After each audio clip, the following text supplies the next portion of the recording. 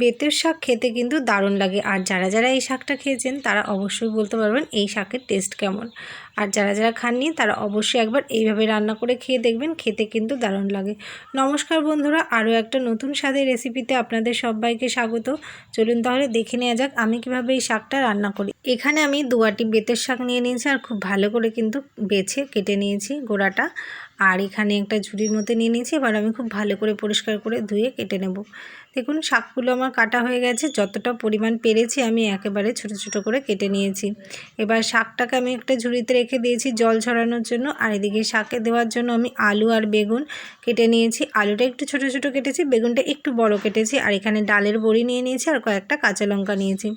কড়াইয়ে দিয়ে দিয়েছি খানিকটা সর্ষের তেল। আর এই তেলের মধ্যে আমি এই ডালের বড়িগুলো একটু লালচে করে ভেজে তুলে নেব।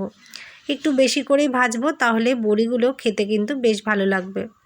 কিছুক্ষণ ভেজে নেওয়ার পর ডালের বড়িগুলো কিন্তু খুব ভালোভাবে ভাজা হয়ে গেছে। এবার আমি এক সাইডে করে একটু তেলটা বের করে নেব, তারপর বড়িগুলো একটি পাত্রে তুলে নেব।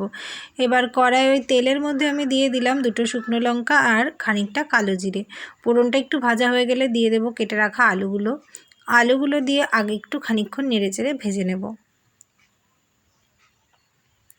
আলুগুলো একটু ভেজে নেওয়ার পর কড়াইয়ের মধ্যে দিয়ে দেব কেটে রাখা বেগুন।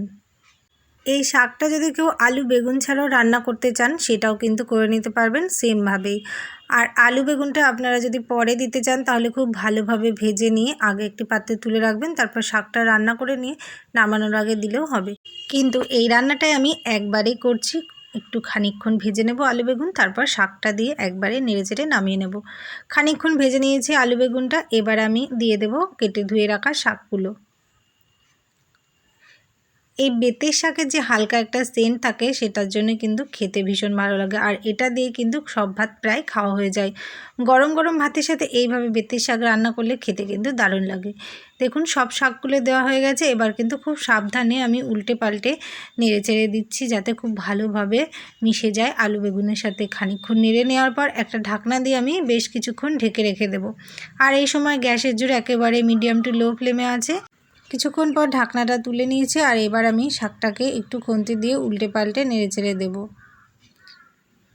দেখুন খানিকক্ষণ নেড়ে নেওয়ার পর আমি শাকটাকে কিন্তু আবারও ঢেকে রাখবো ঢাকনা দিয়ে।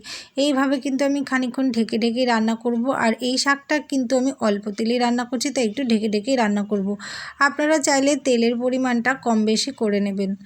দেখুন আবারও কিছুক্ষণ ঢাকনাটা ঢেকে রাখার পর আমি ঢাকনাটা তুলে নিয়েছি। আর এবার কিন্তু আবারও খানিকক্ষণ নেড়েচেড়ে দিচ্ছি।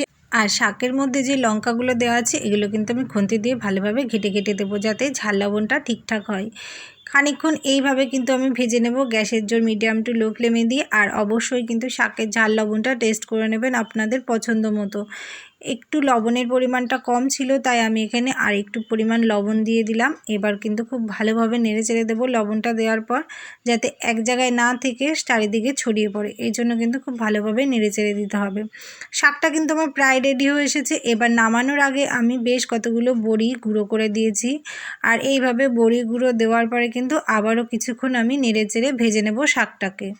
শাকটা কিন্তু প্রায় নামানোর আগের মুহূর্তে আমি বড়ি ভাজা গুঁড়োগুলো দিয়েছি। এবার দেখুন শাকটাকে আমি একটি পাত্রে নামিয়েও নিয়েছি। বন্ধুরা আজকের এই রেসিপি ভিডিওটা কেমন লাগলো কমেন্ট বক্সে জানাতে ভুলবেন না। আর আপনারা যদি কেউ এই রেসিপিটা এইভাবে বানিয়ে থাকেন সেটাও কিন্তু কমেন্টে আমাকে অবশ্যই জানাবেন। খানিকটা বড়ি ভাজা আমি রেখে দিয়েছিলাম এইভাবে সাজানোর জন্য। দেখুন এইভাবে উপর থেকে বড়ি ভাজা গুঁড়ো দিলে দেখতেও কিন্তু বেশ সুন্দর লাগে আর এটা কিন্তু খেতেও বেশ ভালো লাগে। বন্ধুরা অবশ্যই জানাবেন আপনাদের কেমন লাগলো এই রেসিপি ভিডিওটা। আর বন্ধুদের সাথে শেয়ার করতে একেবারেই ভুলবেন না।